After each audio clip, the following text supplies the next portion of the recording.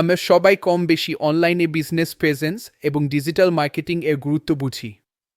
কিন্তু digital marketing presence এর মানে এই না যে আপনাকে ডিজিটাল মার্কেটিং এর যত চ্যানেল আছে সবগুলোতে অ্যাকাউন্ট খুলে অ্যাক্টিভিটি চালিয়ে যেতে হবে। মার্কেটিং মানেই হচ্ছে সঠিক জায়গায় এবং সঠিক সময়ে পণ্যের প্রচার এবং প্রসার করা। শত শত ডিজিটাল মার্কেটিং এর মাধ্যমগুলোর মধ্যে থেকে আপনার বিজনেসের জন্য কোনো মাধ্যম কার্যকারী হবে তা আপনাকে শুরুতেই অ্যানালাইসিস করে বের করে নিতে হবে এবং ডিজিটাল মার্কেটিং স্ট্র্যাটেজি সাজাতে হবে বিজনেস প্ল্যান এবং ব্র্যান্ড স্ট্র্যাটেজির উপর নির্ভর করে। বেশিরভাগ ক্ষেত্রে দেখা যায় কোনো রকম ডিজিটাল মার্কেটিং স্ট্র্যাটেজি ছাড়াই মার্কেটাররা ডিজিটাল মার্কেটিং কার্যক্রম শুরু করে দেয়, যা মোটেও করা উচিত নয়। ডিজিটাল মার্কেটিং স্ট্র্যাটেজি মূলত ৩ ধরনের ডাটার উপর নির্ভর করে হয়ে থাকে।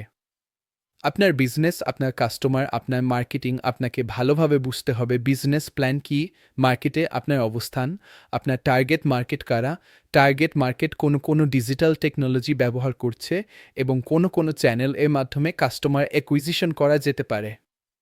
ক্লিয়ার এবং সুচিন্তিত স্ট্র্যাটেজি আপনাকে সবসময় ফোকাসড রাখবে টার্গেট অ্যাচিভ করার জন্য এবং নতুন যত ডিজিটাল চ্যানেলই আসুক না কেন আপনি খুব সহজেই তা রোডম্যাপের ভিতরে নিয়ে আগাতে পারবেন। প্রতিটা বিজনেসের জন্য স্ট্র্যাটেজি আলাদা আলাদা হয়ে থাকে। অর্থাৎ বিষয়টা এমন না যে এক বিজনেসের জন্য বানানো একটা দুর্দান্ত স্ট্র্যাটেজি অন্য বিজনেসের জন্য কাজে দিবে।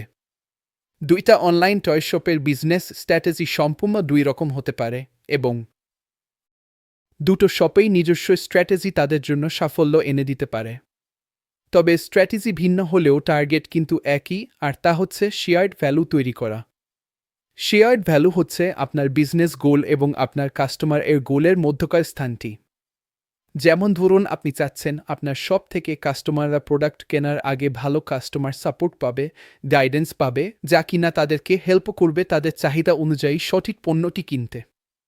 অপরদিকে কাস্টমার চিন্তা করছে সে এমন একটা দোকান থেকে পণ্য কিনতে চায় যেখানে তাকে প্রায়োরিটি দেওয়া হবে বেশি। আপনার বিজনেস গোল আর কাস্টমারের গোল যেখানে ওভারল্যাপ করছে সেটাই হচ্ছে শেয়ার্ড ভ্যালু।